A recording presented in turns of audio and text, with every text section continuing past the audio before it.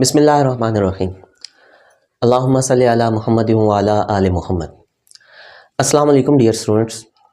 Last lecture में हमने किया था common base configuration and characteristics. आज हम डिटेल डिस्कस करेंगे about common emitter configuration and characteristics. और सबसे पहले हम इसकी सर्किट डायग्राम को देखेंगे डिटेल, इनपुट और आउटपुट लूप को, और फिर उसके बाद कैरेक्टरिस्टिक्स को। सबसे पहली बात स्टूडेंट्स, कॉमन एमिटर कन्फिगरेशन कौन सी होती है? वो कन्फिगरेशन जिसके अंदर एमिटर जो है वो इनपुट लूप और आउटपुट लूप दोनों के अंदर कॉमन हो। The type of configuration in which emitter is common between input and output loop is called common emitter configuration. So ये आपके पास एक NPN ट्रांजिस्टर है और इस NPN ट्रांजिस्टर में ये साइड आपके पास एमिटर है, ये साइड कलेक्टर और ये साइड है बेस। हमने एमिटर को इनपुट लूप के अंदर भी और आउटपुट लूप के अंदर भी कनेक्ट किया है। सो ये क्या कहलाएगा? आपके पास कॉमन एमिटर कन्फिगरेशन कहलाएगी। सबसे पहले हम देखते हैं कि बैटरीज को कैसे कनेक्ट करना है और इस सर्किट के अंदर हमारे पास और कौन कौन से कंपोनेंट्स लगे हुए हैं। सबसे पहले हम इनपुट लूप के अंदर जो रेजिस्टेंस लगाते हैं इसको हम बेस रेजिस्टेंस बोलते हैं। ये बेस के साथ कनेक्टेड है, सो इसको हम RB के साथ लिखते हैं। यहाँ पे जो बैटरी है उसको कैसे कनेक्ट करते हैं? हमें पता है कि इनपुट लूप को हमने फॉरवर्ड बायस रखना है, तो N साइड को बैटरी के नेगेटिव टर्मिनल यानी एमिटर को हम N साइड को नेगेटिव टर्मिनल के साथ और बेस को हम क्या करेंगे? बैटरी के पॉजिटिव टर्मिनल के साथ। और इस बैटरी को हम नाम देते हैं VBP। अब हम आते हैं आउटपुट लूप की तरफ। तो यहाँ पे हमारे पास जो रेजिस्टेंस है उसको हम RC या RL का नाम देते हैं, लोड रेजिस्टेंस का। ये कलेक्टर के साथ कनेक्टेड है, इस वजह से इसे हम RC कहते हैं। कलेक्टर हमेशा क्या होता है? आपके पास रिवर्स बायस होते हैं। सो हम क्या करते हैं कि N साइड को बैटरी के पॉजिटिव टर्मिनल्स के साथ कनेक्ट कर देते हैं। यूँ हमारा आउटपुट लूप जो है वो रिवर्स बायस और इनपुट लूप क्या बन जाता है? फॉरवर्ड बायस। करंट की डायरेक्शन हमेशा आपको पता है कि करंट बैटरी के पॉजिटिव टर्मिनल से नेगेटिव टर्मिनल की तरफ लिया जाता है। तो अगर मैं इनपुट लूप की बात करूँ तो यहाँ पे मेरे पास करंट जो है वो क्लॉकवाइज है, और अगर मैं आउटपुट लूप की बात करूँ तो आउटपुट लूप में मेरे पास करंट जो है वो एंटी क्लॉकवाइज है। इनपुट लूप में जो करंट होगा उसको मैं IB के साथ शो करूंगा, और आउटपुट लूप के अंदर जो करंट है विद रिस्पेक्ट टू कलेक्टर वो आपके पास क्या होगा? IC। सो सबसे पहले इनपुट लूप के अंदर हम फाइंड आउट करते हैं इनपुट करंट। सो हमारे पास यहाँ पे जो वोल्टेज लगी हुई है वो है VBB। इसका सबसे पहला ड्रॉप है इस रेजिस्टेंस के अक्रॉस विच इज़ VRB, और बेस टू एमिटर जो हमारे पास इसको फॉरवर्ड बायस करने के लिए जो वोल्टेज ड्रॉप है, अगर मैं यहाँ पे KVL लूप लगाऊं तो VBB is equal to VBE plus VRB, यानी ये वो ड्रॉप है जो जंक्शन के अक्रॉस है और ये जो रेजिस्टेंस के अक्रॉस है। सो VRB को हम रिप्लेस कर सकते हैं IBRB के साथ बाय ओम्स लॉ, और अगर मैं यहाँ से IB की वैल्यू निकालूं तो वो क्या बन जाएगी? VBB minus VBE E divided by RB। Similarly output loop के अंदर हमारे पास जो बैटरी लगी हुई है वो है VCC with respect to collector, और इसका पहला ड्रॉप है VRC across this resistance and the second drop is VCE because ये कलेक्टर और एमिटर के दरमियान लगी है, तो इनके दरमियान जो रिवर्स वोल्टेज है। सो आउटपुट लूप के अंदर हम रिवर्स वोल्टेज फाइंड आउट करते हैं which is VCE is equal to VCC minus IC RC। So students अब हम करेंगे common emitter characteristics. As you know कि हमारा इनपुट लूप जो है वो फॉरवर्ड बायस है और आउटपुट लूप क्या है? रिवर्स बायस है। तो हमारी कैरेक्टरिस्टिक्स इनपुट लूप की सेम लाइक अ डायोड जिस तरह से फॉरवर्ड बायस होता है उस तरह की आनी चाहिए, और इसी तरह से आउटपुट कैरेक्टरिस्टिक्स सेम लाइक अ डायोड रिवर्स बायस होता है उस तरह की आनी चाहिए। सो अगर आप देखें यहाँ पे तो हमारा इनपुट करंट है IB और हमारी इनपुट वोल्टेज है VBE। सो हमारा आफ्टर 0.7 हमारा जो इनपुट लूप है वो फॉरवर्ड बायस हो रहा है, बट यहाँ पे कुछ 3 लाइन्स हमें शो हो रही है, यानी हमारे पास इनपुट कैरेक्टरिस्टिक्स एक डायोड की निस्बत थोड़ी सी डिफरेंट है। वो डिफरेंट क्यों है? क्योंकि हमारा एमिटर जो है वो आउटपुट लूप के अंदर भी कनेक्टेड है, यानी उसके साथ ये बैटरी VCC भी कनेक्टेड है। सो हम देखते हैं कि इस बैटरी की वजह से हमारे पास इस इनपुट लूप के ऊपर क्या इफेक्ट पड़ता है, और दोबारा इस कैरेक्टरिस्टिक्स को देखेंगे।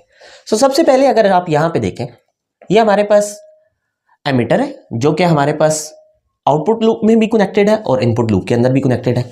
ये कलेक्टर और ये आपके पास बेस रीजन है। सो जब आप बैटरीज कनेक्ट करते हैं तो हमारा बेस टू कलेक्टर रीजन क्या है? रिवर्स बायस, और बेस टू एमिटर रीजन क्या है? हमारे पास फॉरवर्ड बायस। सो इस जंक्शन का साइज यानी इनपुट जंक्शन का साइज रिड्यूस होना स्टार्ट हो जाता है, और ये जो जंक्शन है इसका साइज आपके पास क्या होना शुरू हो जाता है? इंक्रीज होना शुरू हो जाता है। सो जब इस जंक्शन का साइज इंक्रीज होता है तो वो टूवर्ड कलेक्टर भी इंक्रीज होता है और टूवर्ड बेस भी इंक्रीज होता है। सो जब ये टूवर्ड बेस इंक्रीज होता है तो number of holes in the base क्या हो जाते हैं, डिक्रीज होते जाते हैं।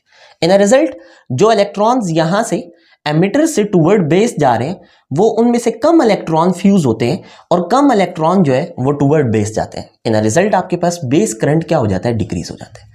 यानी जब हम रिवर्स वोल्टेज बढ़ाते हैं हमारे जंक्शन रिवर्स जंक्शन का साइज इंक्रीज होता है और वो टूवर्ड बेस भी इंक्रीज होता है। So number of holes in the base decrease होते हैं।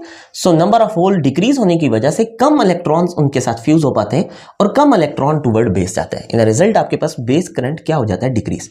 इट्स मीन हम रिवर्स वोल्टेज बढ़ाएंगे यानी हमारे आउटपुट लूप की जो रिवर्स वोल्टेज है वो इंक्रीज होगी तो बेस करंट क्या होगा, डिक्रीज।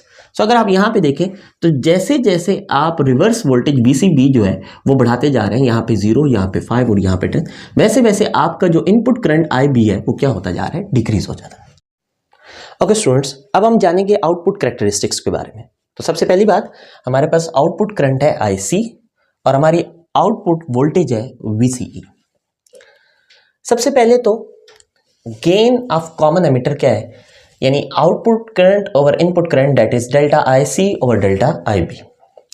यानी अगर मैं इस गेन को बीटा फैक्टर के साथ लिखा जाता है तो beta is equal to delta IC over IB, और अगर यहाँ से मैं आउटपुट करंट की वैल्यू निकालूं तो वो क्या बनती है, beta delta IB। With beta जो है ये बहुत बड़ा फैक्टर है, यानी ये हमारे पास थाउजेंड्स में होता है। ओके, मैंने यहाँ पे क्या किया, कैरेक्टरिस्टिक्स के अंदर सबसे पहले मैंने रेफरेंस लाइन ड्रॉ की है, किसकी, IB की। IB 5 milliampere, 10 milliampere and 15 milliampere.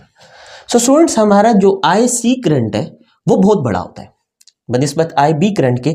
सो मेरे पास यहाँ पे इन रेफरेंस लाइन के अगेंस्ट जो IC करंट है वो 50 milliampere, 100 milliampere and 150 milliampere है। सबसे पहले ये वो रीजन है जिसके अंदर हमारे पास IB को मैंने 0 कंसीडर किया है। सो जब आपके पास IB 0 होगा तो IC भी ऑलमोस्ट क्या होगा, 0 होगा। यानी आपके पास ये वो रीजन है जो इसको हम क्या कहते हैं, कट ऑफ रीजन। यानी इस रीजन के अंदर हमारा इनपुट लूप और आउटपुट लूप दोनों ही क्या होते हैं, आपके पास रिवर्स बायस होते हैं। ये वो रीजन है जो एक्टिव रीजन है, यानी जिसके अंदर हमारे पास इनपुट लूप फॉरवर्ड बायस है और आउटपुट लूप क्या है, रिवर्स बायस है।